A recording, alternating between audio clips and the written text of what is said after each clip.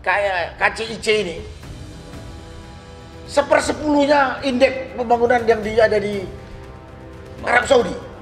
Karena dengan anggaran yang sama, di kita cuma 150 km bisa dibangun, di Arab Saudi itu 1.500. Nah ini untuk membuktikannya kan berarti harus diusut. Untuk membuktikan harus diusut. Baru ketahuan siapa yang memanipulasi, siapa bajingan pengkhianat rakyat ini yang. Nah, kalau kemudian tadi yang dikatakan oleh Om Lim, Prabowo langsung akan melanjutkan ini.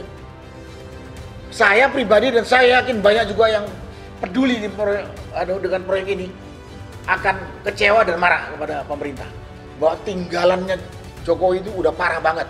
Kalau nggak diperbaiki dengan cepat oleh pemerintahan Prabowo ini, itu bisa menimbulkan penderitaan berkepanjangan kepada generasi kita berikutnya. Assalamualaikum warahmatullahi wabarakatuh. Waalaikumsalam. Salam sejahtera bagi kita semua. Bapak-bapak, ibu-ibu, pirsawan yang saya hormati, saya muliakan. Saya kalau hitung-hitungan ekonomi awam. Tapi mendengarkan penjelasan dari Profesor Antoni tadi sudah terlihat bahwa dari awalnya proyek ini sudah kontroversial. Sudah penuh kontroversial. Dulu ini sebetulnya hampir dimenangkan oleh Jepang dengan budget yang lebih kecil, dengan bunga juga yang jauh lebih kecil. Tadi kalau saya dengar tadi, kalau dikerjakan oleh Jepang, bunga yang harus dibayar setiap tahunnya sekitar 75 miliar. Tapi kalau dengan Cina ini sampai 2 triliun. Dari yang merubah ini udah gila ini. Kotor otaknya.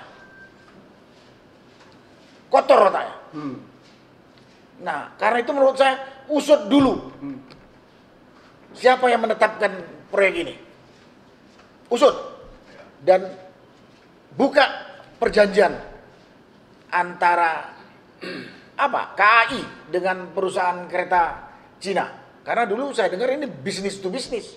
Kemudian karena di jalan mungkin KAI keberatan, kemudian pemerintah turun tangan. Kalau udah pemerintah berarti APBN. Kalau sudah APBN berarti rakyat semua menanggung.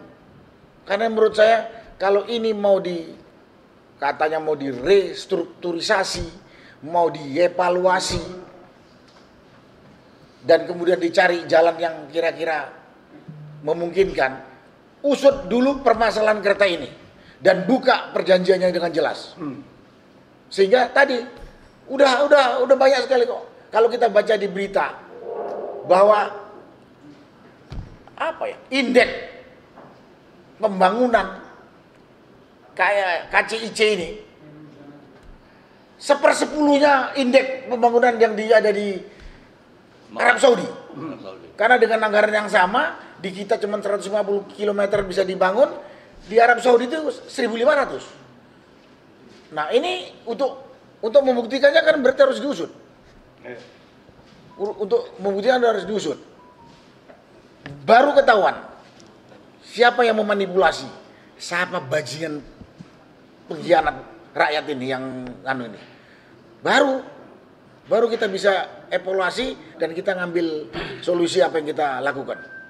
Nah, kalau kemudian tadi yang dikatakan oleh Om Lim, Prabowo langsung akan melanjutkan ini. Saya pribadi dan saya yakin banyak juga yang peduli dengan proyek ini akan kecewa dan marah kepada pemerintah. Kecewa. Karena apa? Berarti Presiden Prabowo menutupi, membackup, atau melanjutkan ketidakberesan kereta cepat ini. Dan perlu kita ketahui, ini yang bayar rakyat nih. Yang bayar nih rakyat kalau sudah masuk ke APBN.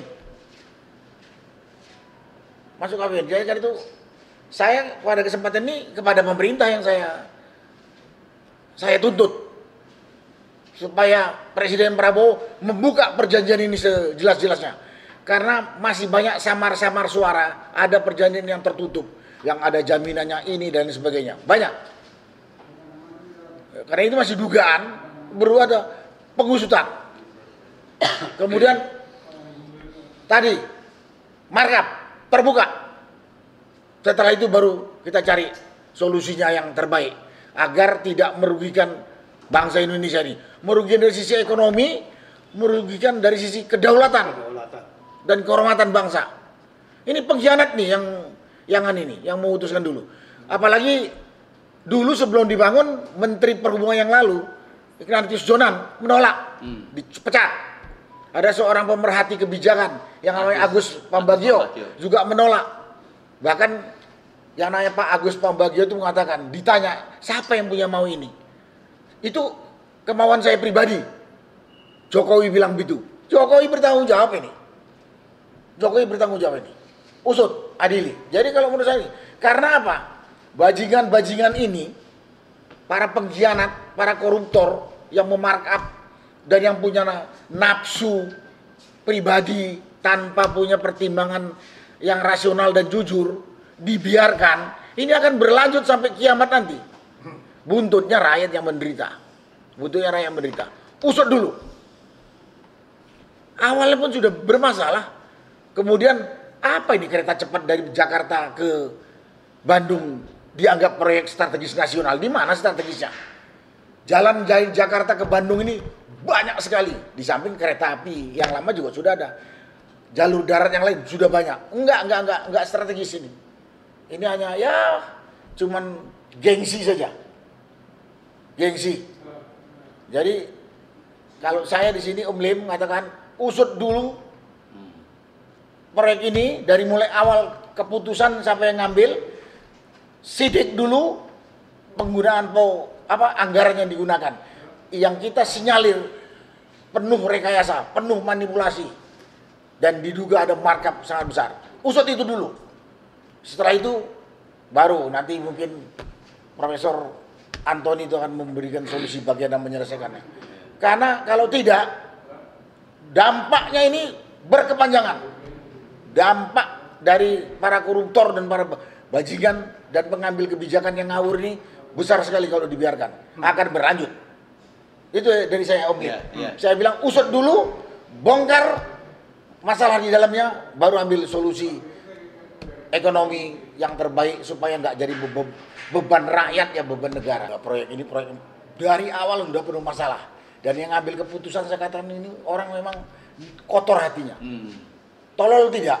Di situ banyak orang-orang pintar kok, bukan hanya Jokowi. Mungkin Jokowinya tolol, tapi pembantunya banyak. Oh di situ, iya. Ada dia nggak menteri tolol, Pak. Licik dia, Pak. Licik dan busuk gitu. Nah, gitu. Saya yakin dan rakyat juga banyak bersuara bahwa proyek KCIC ini penuh masalah, penuh manipulasi dan dugaan markupnya cukup besar. Nah, karena itu tadi sudah disampaikan semua Pak Antoni, Pak Marwan. Usut dulu permasalahan yang ada di dalam dari mulai rencana penetapan proyek ini. Kemudian apa yang dilanggar dari rencana itu? Apa yang dilanggar? Kemudian baru dihitung mana yang harus dibayar, mana yang tidak dibayar. Nah, itu baru beres dan dibuka. Apalagi tadi dikatakan oleh Pak Marwan dari omongan Profesor Mahfud. Ada sepertinya perjanjian tertutup. Kalau nanti ini nggak berjalan seperti rencana semula, Cina mau membangun pangkalan di Natuna. Di Natuna. Ini ada kan suara seperti itu. Pengkhianatan saya enak perutnya saja. Ya, kan itu. Nah, itulah kondisi yang saya katakan usut dulu dari mulai awal dengan penyidikan yang tegas dan ambil tindakan hukum. Kalau ada yang perlu dihukum mati, hukum mati. Pengkhianatan kepada negara di semua negara di dunia ini pengkhianat itu hukuman mati. Tapi kalau enggak, menjadi-jadi nih. Nah, tapi kemudian begini, saya kemarin baru ngomong, saya masih pesimis kalau pemerintahan Prabowo ini mampu memperbaiki dengan benar negara Republik Indonesia tercinta ini yang sudah dirusak oleh Jokowi sama 10 tahun. Kalau kembali lagi saya mensitir kalimatnya Jenderal Gatot. Jenderal Gatot itu pernah mengatakan dalam satu ceramah, kerusakan yang dibikin Jokowi dalam memerintah selama 10 tahun ini, mungkin 100 tahun kita baru bisa memperbaikinya. Begitu parahnya kan. Nah kalau sekarang si perusak itu dibiarkan, malah didukung. Yang mendukung itu pengkhianat juga. Nah indikasi Prabowo kayaknya mengamankan Jokowi udah terlihat dari mulai dia mengangkat menteri kok. Banyak menteri-menteri Jokowi yang notabene itu adalah pembantunya Jokowi ngerusak bangsa ini.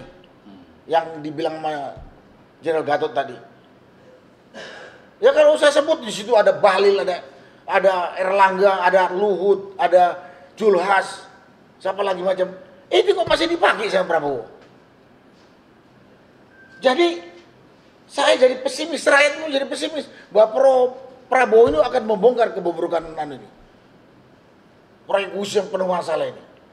Lah, pembantunya Prabowo masih menggunakan pembantunya si Jokowi yang dulu sama-sama dengan Jokowi ngerusak negara kita tercinta ini kok.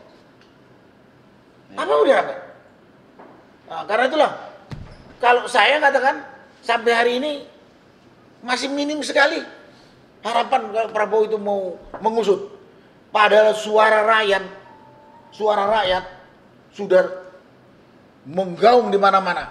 Adili Jokowi, makjulkan Gibran.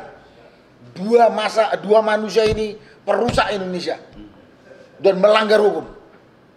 Ya. Tapi kalau Prabowo masih maki orang-orang yang notabene orangnya Jokowi ini, apa mungkin berani? Nah karena itu pada kesempatan ini saya sebetulnya ngulang apa yang dikatakan Pak Marwan. Pada rakyat, kalau cinta pada negeri ini, mari kita bersuara mengingatkan Prabowo. Kalau memang masih bisa diingatkan. Kalau tidak ya kita suruh turun. Kita suruh turun, kita cari ganti orang yang kompeten, jujur, amanah, adil. Kalau enggak, jangan. Sekarang ini kan cenderung apa yang menjadi predikatnya presiden ini, Prabowo? Kebanyakan retorika atau ada yang mengatakan omong-omong doang. Yeah. Karena sudah 1 tahun masa nggak berani ngambil tindakan tegas.